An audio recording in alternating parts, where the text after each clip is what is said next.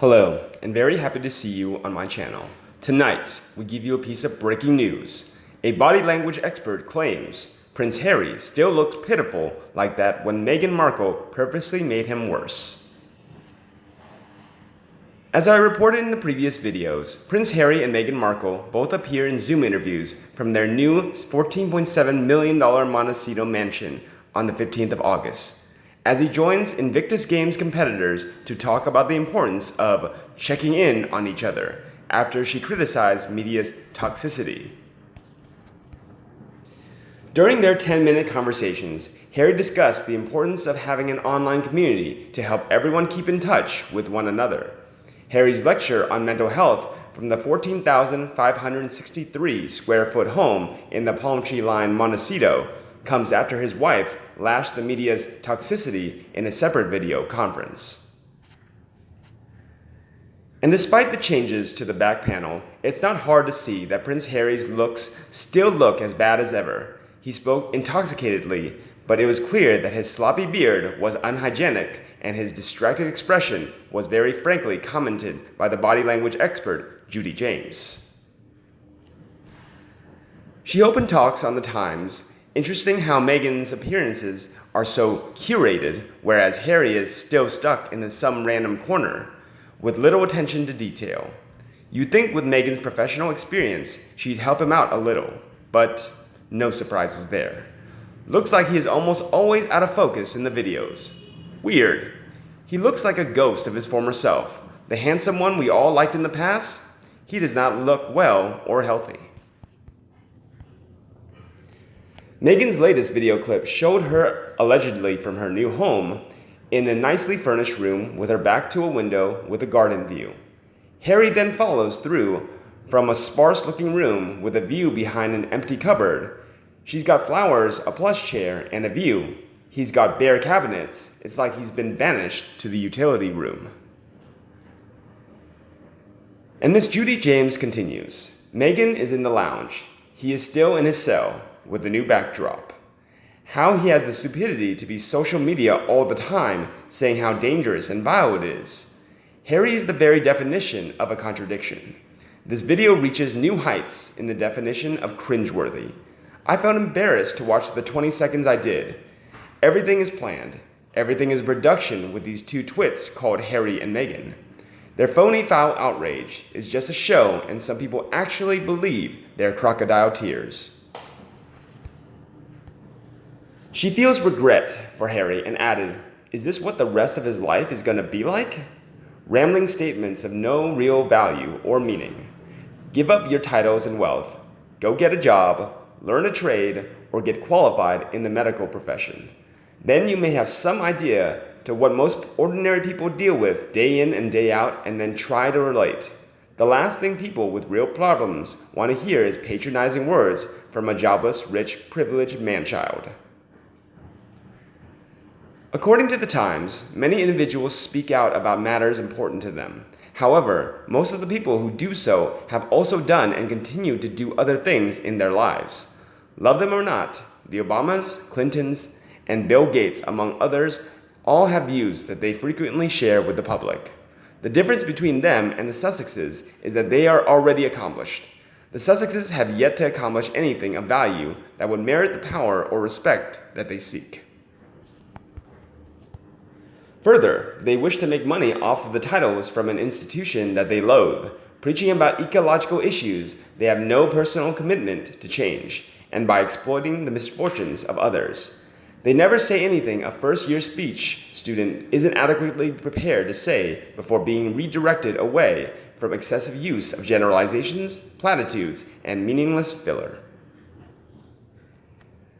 They don't give their own money away, except for the 10-month for the dog shelter for one a year, and only mention cash when other people are giving it away in their name or if they're spending it on themselves. They believe money is there so they can indulge their whims and buy a FU massive house from which they can preach their message, using social media, the thing they hate when their detractors use it. Indeed, many fans also discussed and blasted them on social media. A fan tweeted on Twitter, "Hypocrite Harry preaches to care about people's mental health, yet he doesn't care about his own brother's mental health, nor his father-in-law's, apparent by the way he has treated them. He and his missus seem to have the thought process of moody teenagers who get really annoyed if they don't get their own way, want their independence, but still reliant on the bank of daddy. Charles. Pathetic. Another user retweeted, I would like Harry to explain how he can justify lecturing us on saving the planet while he lives in a house with 9 bedrooms and 16 bathrooms. They only need, at the most, 4 bedrooms and 4 bathrooms. They don't have a family who will visit. To keep their carbon footprint small, they should downsize, thereby leading by example. Talk about hypocritical. Another added, that's what turned me off from him. As a former military spouse, he lost me right there. His behavior and life choices, since, have only served to entrench that sense of deep disappointment in him, his treachery to his own family and country, and the callous disrespect he has shown Thomas Markle, whilst allowing his wife to publicly trample all over him and make a complete fool of him, is so very sad. We all love Harry, but he has shown himself up to be a vindictive, spite-filled, treacherous fool. I don't, in any way, understand how he can treat his elderly grandparents in the mean, ignorant, ungrateful way he is doing. Keeping Archie from knowing them is beyond spiteful. And to pierce deeper into royal pain, Meghan Markle and Prince Harry's biographers hint at a sequel to Finding Freedom, which will reveal more scandals. The final chapters of the bombshell book released last week document the couple quitting royal life and moved to California in April. Co-author Omid Scobie claimed this week there were shocks that they did not include in the book because they could not fully stand up. The book also does not cover the couple's first few months of life in LA.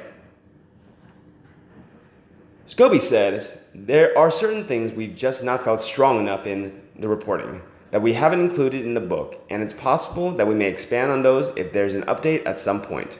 Speaking on his ABC podcast, The AirPod, he added, I'm very happy with what we have in there, but of course any royal reporter would say that there are many things that they know that they just can't use at that particular time. If I'm being very honest, this is one book situation. Harry and Meghan's story is clearly only beginning in many ways, but important to have something that captured a historic moment for the royal family and looked back at in many years to come. However, in the latest news, trivial Harry and Meghan biography launched at the wrong time in the middle of a pandemic. Finding Freedom was published earlier this month. While neither Prince Harry nor Meghan Markle officially contributed to the book, its authors conducted interviews with more than 100 insiders, and a royal expert has argued the release of Prince Harry and Meghan Markle's unofficial biography was timed poorly during the pandemic. Richard Fitzwilliams told Daily Star Online, I thought it was a trivial book which was launched here at the wrong time. He questioned why the authors would launch a book in the middle of a pandemic, adding, the authors have such a love of luxury, and that's the clothes, the meals, the hotels, and so forth. As you read the book, one page to the other, it's a very high standard of life. Mr. Fitzwilliams continued, to release it now, to release it at all, seems unnecessary. Of course, I appreciate they didn't officially give an interview or they didn't authorize it, but on the other hand, they could not have got into those intimate details without linking up the inner circle. And the last one. A fan gives Harry a deeply hurt letter. It's written, Harry, if you're reading this, may I ask you when you intend to pay back the £2.5 million you owe the British taxpayers? You see, I'm getting rather concerned with the way you are spending money like it's rice.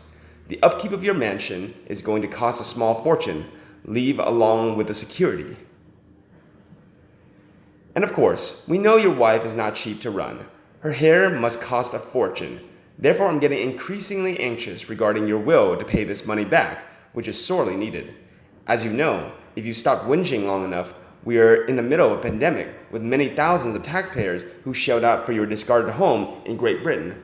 Would not appreciate it if you could pay them back. Thanks for listening. Bye. And you, what do you think about my news tonight? Please let me know in the comment section below and we'll discuss them together. If you feel so preferred from my video, remember to like and share it for everyone you think also loved it. And don't forget to subscribe to the Sussex Daily News version 2 to get more news from the royal family. Now, thank you for watching and see you in the next videos.